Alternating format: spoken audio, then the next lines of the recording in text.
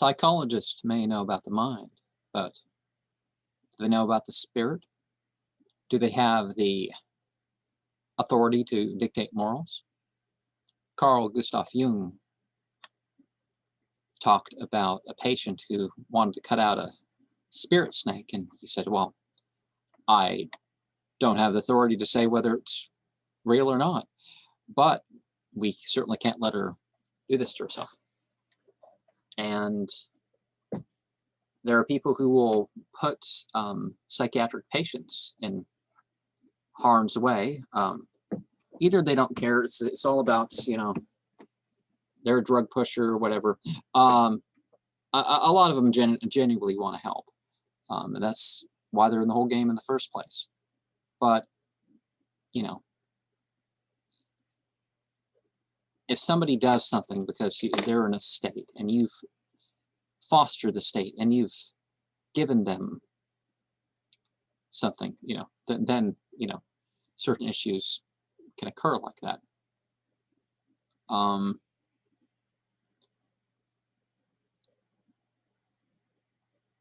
Certain people become part of a system of punishment, and this system of punishment is, you know, so you think they're the angels, you think they're the demons, and they're presented as such, or they present themselves as such. So in spiritual practice and psychological work on oneself, a person should look at that and say, wait a second, not everything presumed to be such and such, or not everything I'm told is such and such is such and such. You know,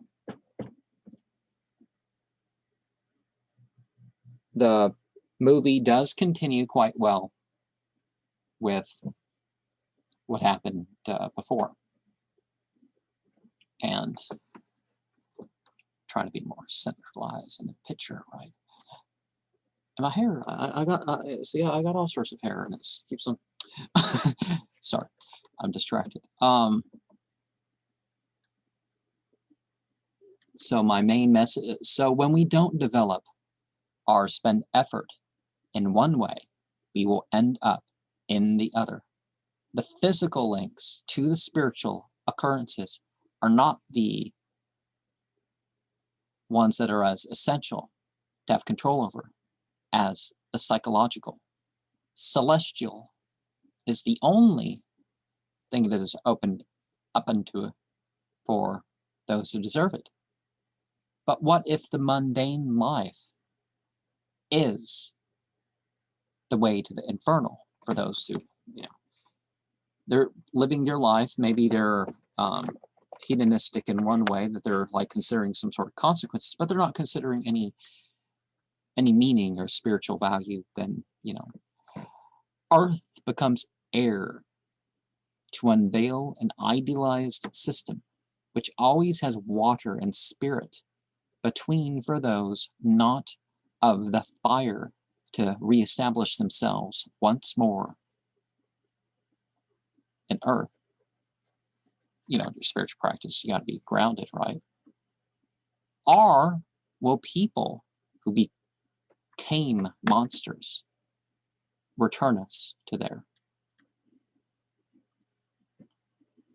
Now, there's a mute in the story, and I did not expect the first words of the mute person to be what they were.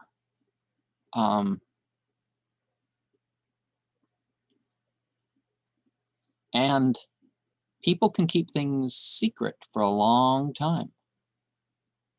And others might be waiting or perhaps preparing on the side, unbeknownst to them,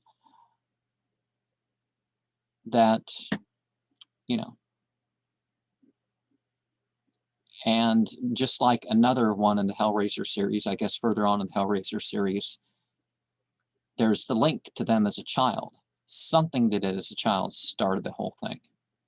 That's not to say that there can't be generally good people. It's like serial killers. There are serial killers and other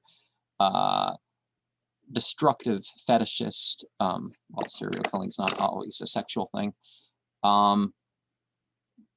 That something happens to them later in life, and then there's that break, or they break through and make some choices. Hence, don't let yourself be brutalized. It's right in the description. The person goes to the mental hospital, they wake up in a mental hospital, that sort of thing. So your afterlife, what you deserve or what you don't deserve, that kind of cycles itself in.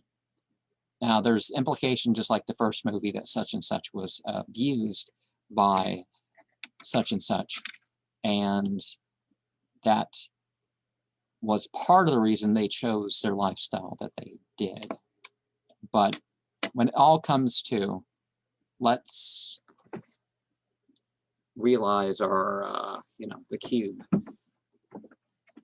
while we can. Let's be the sort of individual that if we live along, if we're called towards awareness, if we're called towards account, immediately, that we are the person that we're like, yeah, this is what I wanted to be. I'm comfortable with who I am.